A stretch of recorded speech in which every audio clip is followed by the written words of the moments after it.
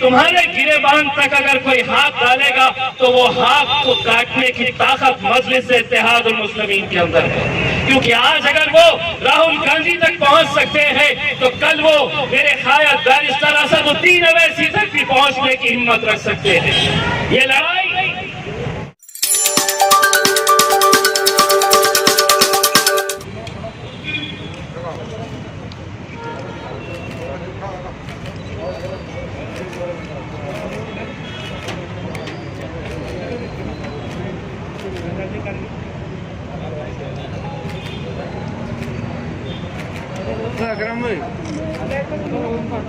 अकरम भाई बाजू सर को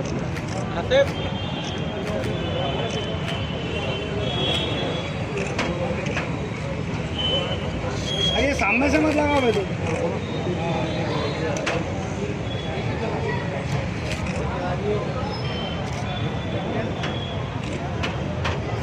2019 यानी कि पिछले साल जब लोकसभा का अधिवेशन चल रहा था तो वहां पर समाजवादी पार्टी के एक सांसद आजम खान साहब, उस वक्त स्पीकर एक लेडी थी और उन्होंने अपने तकरीर के दौरान कुछ ऐसे जुमले बोल दिए थे जिसकी वजह से भारतीय जनता पार्टी के जितने भी सांसद थे वो आग बबूला हो गए थे। आजम खान साहब ने ये कहा था कि ये स्पीकर जो एक महिला है वो मेरी बड़ी बहन के समान है। भारतीय जनता पार्टी वाले बिल्कुल मानने के लिए तैयार नहीं थे। पूरा सांसद उन्होंने सर पर उठा लिया था। आजम खान साहब को मजबूर किया गया था कि आपने माफी मांगना चाहिए क्योंकि आपने महिलाओं के खिलाफ गलत शब्दों का इस्तेमाल किए थे। मैं उस वक्त सांसद के अंदर मौजूद था। आजम खान साहब ने माफी मांगने के बाद भी जितनी भी भारतीय जनता पार्टी की महिलाएं सांसद थी उन्होंने ये मांग किए थे कि आजम खान के खिलाफ सख्त से सख्त कार्रवाई होनी चाहिए। सिर्फ एक जुमले के ऊपर अगर ये पूरी महिलाएं भारतीय जनता पार्टी की और उनके सहयोगी पार्टी की अगर सिर्फ एक जुमले के ऊपर इतनी आग बबूला हो सकती है तो उसी भारतीय जनता पार्टी के राज्य के अंदर मेरी एक बहन की इज्जत लूटी जाती है और ये पूरे के पूरे खामोश बैठे हैं। इससे ज्यादा अफसोस और शर्म की क्या बात हो सकती है। ये घटना होने के बाद सरकार किस तरह से रातों रात उस बच्ची की लाश को जला दिया जाता है और उसके बाद उसके परिवार तक कोई पहुंच न सके, सच्चाई बाहर निकल न सके, तो पुलिस का किस नंगा नाच वहां पर देखने को मिल रहा है। इन मीडिया वालों को वहां पर जाने की इजाजत दी जा रही है, ना कोई और वहां पर जा सकता है, बल्कि हद तो ये हो गई है कि वहां का डीएम जाकर उसके परिवार वालों को धमकाता है। दोस्तों, किस दौर के अंदर हम जी रहे हैं इस बात का हमें अंदाजा लगाना चाहिए। मैं आज भारतीय जनता पार्टी के तमाम लोगों से ये कहना चाहता हूं, ये बलात्कार किसी एक बच्ची का हुआ है तो उसकी जात क्या है, उसका धर्म क्या है, उसका मजहब क्या है, ये मत देखो, क्योंकि बच्चियां तुम्हारे घर में भी है, बेटियां तुम्हारे घर में भी है, बेटियां हमारे घर में भी है, बहनें हमारे भी घर में है। अगर आज उसे राजनीति के चश्मे से अगर देखेंगे तो शायद कल बहुत देर हो चुकी होगी। मैं आज जिस तरह डॉक्टर साहब ने बताया है कि आज हम एक ऐसे दौर के अंदर गुजर रहे हैं जहां पर डॉक्टर बाबा साहब का, अम्बेडकर जी का संविधान कहां है, कैसे खत्म किया जा रहा है धीरे धीरे, या आप हर रोज देख रहे हैं इंसाफ की किस तरह से धज्जियां उड़ाई जा रही है। अगर आज इस मुल्क के अंदर हमारा यकीन किसी के ऊपर है तो हाँ, हमारा यकीन सीबीआई पर था, हमारा यकीन सुप्रीम कोर्ट के ऊपर है, यकीन लोकसभा के ऊपर है, पार्लियामेंट के ऊपर है, लेकिन अगर यही संस्थाएं अगर खुलेआम अगर आज कानून की, संविधान की धज्जियां उड़ाने जा रहे हैं तो ये बहुत अफसोस की, शर्म की और बहुत एक खतरे की घंटी हमको सुनाई दे रही है। दोस्तों, 500 साल पहले कैसी मंदिर गिराई गई थी, किसने मस्जिद बनाई थी, उसका पूरा ब्यौरा आपके पास है। 500 साल पहले क्या हुआ था, इसका पूरा हिसाब आपके सामने आपको दिखाया जा रहा है। लेकिन 28 साल पहले जब वो मस्जिद ढाई गई थी, पूरी दुनिया ने देखा था, पूरी दुनिया देख रही थी टेलीविजन के ऊपर कि वहां पर कौन कौन लोग गए थे, कैसी कैसी बातें कही गई थी, कैसे कैसे नारे लगाए गए थे। और अगर आज अदालतें ये फैसला करती हैं कि ये नहीं, ये सब बाइज्जत बरी हो रहे हैं, तो आप सोचिए कि आने वाला कल कैसा रहने वाला है। हम लड़ेंगे, हम इंशाल्लाह जितनी हमारी ताकत है हम लड़ेंगे। ये लड़ाई किसी एक मजहब की नहीं है, ये बलात्कार को हम किसी एक मजहब के चश्मे से नहीं देख रहे हैं। एक जवान बच्ची की इज्जत लूटी जाती है और रातों रात अगर उसके बॉडी को वहीं पर पुलिस की निगरानी के अंदर, पुलिस के हाथों अगर उसे जलाया जाता है तो सोचिए उसके परिवार की पीड़ा, सोचिए उसके माँ बाप, उसके घर वालों की क्या हालत होगी। ये एक बच्ची जिसका अंतिम संस्कार भी उनकी मौजूदगी में नहीं कराया गया है। ये अगर हुंडा राज नहीं है तो क्या है? और क्यों नहीं कोई भारतीय जनता पार्टी के लोग बाहर निकलकर इसकी निंदा कर रहे हैं? क्यों नहीं वो लोग भी इस तरह का अपना गुस्सा जता रहे हैं?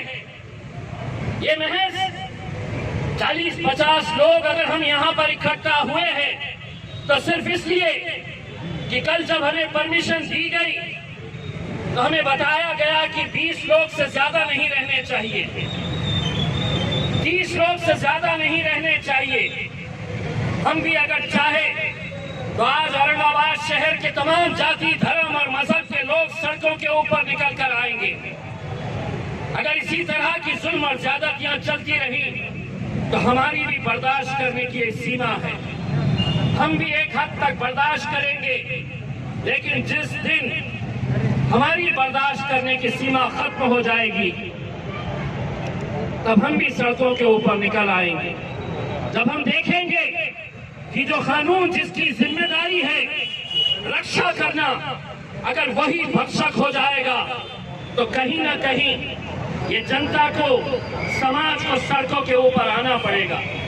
हमारे मतभेद होंगे, कांग्रेस पार्टी के साथ हमारे राजनीतिक वैचारिक मतभेद हो सकते हैं और है, लेकिन उस पार्टी के सबसे प्रमुख नेता राहुल गांधी के गिरेबान तक अगर पुलिस चले जाती है, अगर उसका गला पकड़कर उसे नीचे गिरा देती है तो हम निंदा करते हैं और हम ये कहना चाहते हैं कि ये लोकतंत्र के अंदर राहुल गांधी को अगर गिराया गया है तो कांग्रेस के साथ हम भी इस मुद्दे के ऊपर खड़े हैं और हम भी राहुल गांधी को ये कहना चाहते हैं कि हमारे वैचारिक मतभेद होंगे, हमारे राजनीतिक मतभेद होंगे, लेकिन तुम्हारे गिरेबान तक अगर कोई हाथ डालेगा तो वो हाथ को काटने की ताकत मजलिस इत्तेहादुल मुस्लिमीन के अंदर है। क्योंकि आज अगर वो राहुल गांधी तक पहुंच सकते हैं तो कल वो मेरे ख्याल बैरिस्टर असदुद्दीन अवैसी तक भी पहुंचने की हिम्मत रख सकते हैं। ये लड़ाई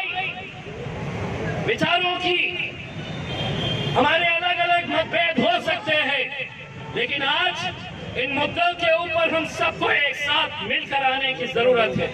हम चाहेंगे कि इसकी शुरुआत औरंगाबाद से हो कि जहां पर भारतीय जनता पार्टी भी यहाँ पर औरंगाबाद में कहीं पर भी क्यों ना हो, ये सोच ले कि अगर तुम्हारे घर में बेटियां हैं, तुम्हारे घर में अपनी बहनें हैं तो तुम्हें इस घटना की निंदा करनी होगी। सियासत अपनी दौर के ऊपर चलेगी, ये चोर, ये लुच्चे लफंगे आएंगे जाएंगे, ये मुख्यमंत्री योगी आदित्यनाथ आज रहेगा, कल नहीं रहेगा, लेकिन अगर उसका समर्थन करेंगे तो सोचिए उन दरिंदों की हिम्मत कैसे बढ़ेगी।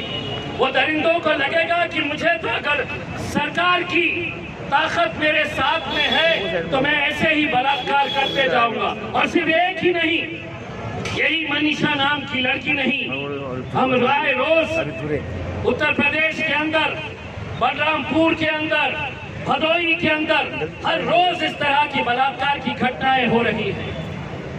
लेकिन अगर इनकी निंदा नहीं की गई, अगर योगी आदित्यनाथ को वहां से हटाया नहीं गया, तो हम तो ये समझेंगे कि इन बलात्कारियों का समर्थन इस मुल्क के वजीर आजम नरेंद्र मोदी और अमित शाह भी कर रहे हैं। इन दरिंदों की हिमायत वो लोग भी कर रहे हैं। कहाँ है वो स्मृति ईरानी जिसने आजम खान के एक जुमले के ऊपर लोकसभा के अंदर इतना हंगामा खड़ा कर दिया था। अगर तू महिला है तो तुझे बाहर निकलकर इस बच्ची के दरिंदे जितने भी थे इनके खिलाफ बोलना पड़ेगा। अगर तुम नहीं बोलेंगे तो अगले अधिवेशन के अंदर तुम्हें हमारा भी सामना करना पड़ेगा। हमारे भी सवाल रहेंगे और तुम्हें जवाब देने पड़ेंगे कि किस तरह से हम एक कानून एक के लिए लगाएंगे और दूसरा कानून दूसरे के लिए लगाएंगे। मैं तमाम औरंगाबाद की आवाम से यह अपील करना चाहूंगा, इस तरह के छोटे छोटे हम लोग तो हम जानते हैं कि कोरोना का पीरियड है, हम भी जितनी एहतियात बरतना है उतनी एहतियात हम बरतेंगे। लेकिन एक संदेश यहाँ से पूरे मुल्क के अंदर जाना चाहिए कि ये जुल्म ज्यादती, इस तरह का गुंडा राज बहुत ज्यादा दिनों तक चलने वाला नहीं है। ये सत्ता में बिठाने वाले यही जनता है। जिस दिन ये जनता सड़कों के ऊपर निकल आएगी तो इनके अंदर इतनी ताकत है कि ये सत्ता को नीचे भी ला सकते हैं, सत्ताधारियों को नीचे भी खींच सकते हैं।